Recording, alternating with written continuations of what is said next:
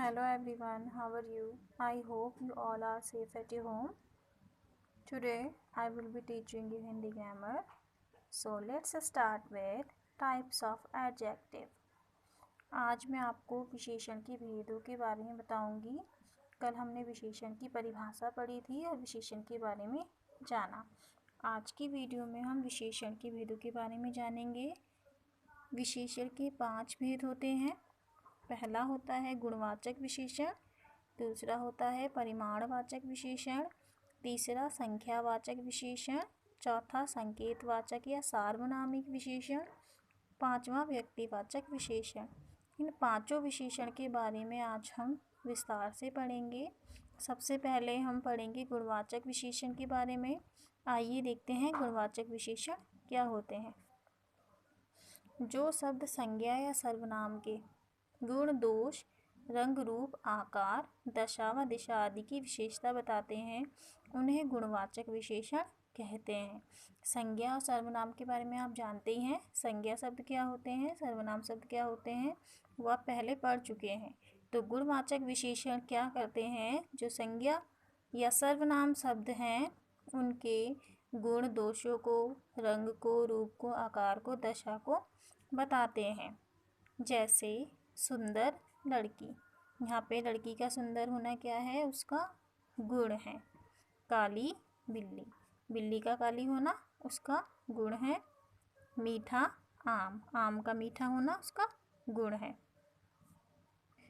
कुछ गुणवाचक विशेषण इस प्रकार है, आइए देखते हैं।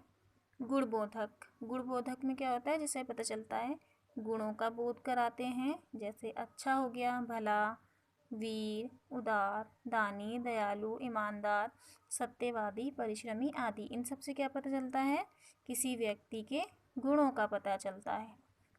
दोषबोधक, इससे क्या होता है, ये दोषों का बोध कराते हैं कि जैसे कोई व्यक्ति बुरा है, कायर है, दुष्ट है, झूठा, बेईमान, लालची, कपटी आदि। रंगबोधक, रंगबोधक विशेषण क्या कहते हैं, रंगों का बोध कराते हैं। जैसे लाल रंग हो गया, सफ़ेद, गेहुआ, हरा, काला आदि। समयबोधक, समयबोधक क्या करते हैं, समय का बोध कराते हैं। जैसे अगला, पिछला, सायंकालीन, सायंकालीन मीन्स होता है शाम का समय, प्रातःकालीन सुबह का समय, नज़दीकी आदि। दिशाबोधक, दिशाबोधक से पता चलता है कि दिशाओं के बारे में बताते हैं। दिशाओं के बारे में आप जानते होंगे, 4 दिशाएं होती हैं। तो ये दिशाबोधक क्या करते हैं, दिशाओं का बोध कराते हैं। जैसे पूर्वी, पश्चिमी, उत्तरी, दक्षिणी आदि। स्पर्श बोधक, स्पर्श का अर्थ होता है छूना, यानी छूकर महसूस करना। तो ये क्या करते हैं, ये स्पर्श बोधक होते हैं।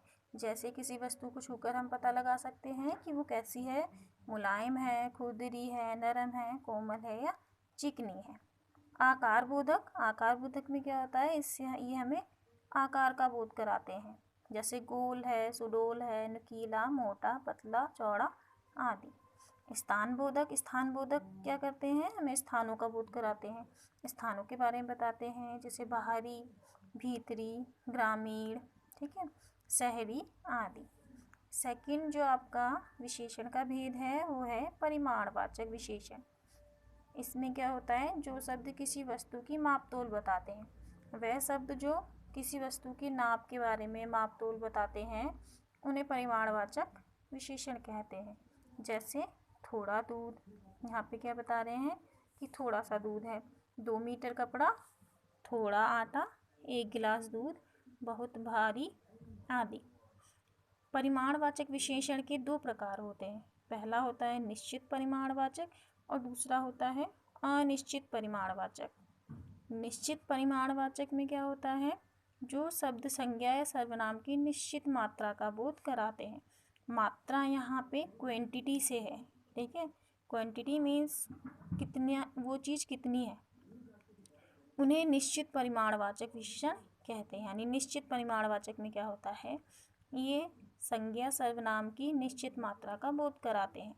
जैसे 2 किलो चावल, यहाँ हमें पता चल रहा है कि चावल 2 किलो हैं, तो ये इसकी मात्रा निश्चित है। 1 लीटर तेल, यहाँ पे भी हमें पता चल रहा है कि तेल कितना है, 1 लीटर है। 1 दर्जन केले। यहाँ पे भी हमें पता चल रहा है कि जो केलों की मात्रा है वो निश्चित है, तो यहाँ पे आपका निश्चित परिमाणवाचक विशेषण होता है। अब आइए देखते हैं अनिश्चित परिमाणवाचक विशेषण। इसमें क्या होता है, ये निश्चित परिमाणवाचक का अपोजिट होता है, उल्टा होता है। ठीक है, जो शब्द संज्ञा सर्वनाम की निश्चित मात्रा का बोध नहीं कराते हैं, यानी इसमें हमें पता नहीं होता है कि जो भी हम सर्वनाम या संज्ञा शब्दों का प्रयोग कर रहे हैं उनकी मात्रा कितनी है, कम है, ज़्यादा है, हमें कुछ उसके बारे में पता नहीं होता। जैसे थोड़ा सा दूध, यहाँ पे थोड़ा सा दूध है, हमें उसकी क्वांटिटी मात्रा नहीं पता कि 1 लीटर है, 2 लीटर है। बहुत सारा आटा, यहाँ पे भी हमें नहीं पता चल रहा है कि आटा कितना है। कुछ आम, इसमें भी हमें नहीं पता चलता है कि आम कितने हैं। थर्ड आपका जो भेद है वो है संख्यावाचक विशेषण। जैसा कि आपको नाम से ही पता चलता है, इसमें क्या होता है, संज्ञा अथवा सर्वनाम की संख्या बताई जाती है। जैसे मैंने 3 कलम खरीदी, यहाँ पे कलम क्या है, संज्ञा शब्द है। ठीक है, तो यहाँ पे संज्ञा शब्द की संख्या बताई जा रही है कि यहाँ पे 3 कलम खरीदी है। अनेक लोगों ने वह दृश्य देखा, यहाँ पे अनेक लोग यानी बहुत सारे लोगों ने देखा, तो यहाँ पे भी हमें संख्या का बोध होता है। संख्यावाचक विशेषण 2 प्रकार के होते हैं। संख्यावाचक विशेषण भी 2 प्रकार के होते हैं। पहला होता है निश्चित संख्यावाचक विशेषण और दूसरा होता है अनिश्चित संख्यावाचक विशेषण। निश्चित संख्यावाचक विशेषण वे विशेषण होते हैं जिनसे पदों की निश्चित संख्या का पता चलता है। जैसे 2 रुपये, हमें यहाँ पे पता है कि कितने रुपए हैं, 2 रुपये हैं। 10 विद्यार्थी, यहाँ पे भी हमें पता चल रहा है कि विद्यार्थी कितने हैं, 10 हैं। पर अनिश्चित संख्यावाचक विशेषण में इसका उल्टा होता है, इसमें पदों की संख्या का हमें पता नहीं चलता कि कितने हैं। देखिए एग्जाम्पल देखते हैं। कई लड़के, हमें यहाँ नहीं पता कितने लड़के हैं, कई लड़के हैं, उनकी क्वांटिटी हमें कोई नहीं पता है। सब कमीज़ें, सारी कमीज़ें हैं यहाँ पे, पर हमें ये नहीं पता कि कितनी कमीज़ें हैं, 2 हैं, 4 हैं, 5 हैं। सैकड़ों आदमी, बहुत सारे आदमी हैं, क्वांटिटी का नहीं पता। कुछ रुपए आदि। विशेषण का चौथा भेद है सार्वनामिक विशेषण या संकेतवाचक विशेषण। इसमें क्या होता है, ये वह संज्ञा शब्द होते हैं जिसमें संकेत के द्वारा, ठीक है, संकेत करके बताया जाता है, यानी संज्ञा शब्दों की तरफ या सर्वनाम शब्दों की तरफ संकेत करके इसमें बताया जाता है। जैसे यह लड़की बड़ी चालाक है, इसमें लड़की क्या है, संज्ञा शब्द है और यह हमारा सर्वनाम शब्द है। तो यहाँ पे हमने सर्वनाम शब्द का प्रयोग किया है संज्ञा शब्द की ओर संकेत करने के लिए। तो यहाँ पे संकेत करके बताया जा रहा है कि लड़की बड़ी चालाक है। वह आदमी बीमार है, यहाँ पर भी हम संकेत करके बता रहे हैं कि वह आदमी बीमार है। नंबर 5, व्यक्तिवाचक विशेषण।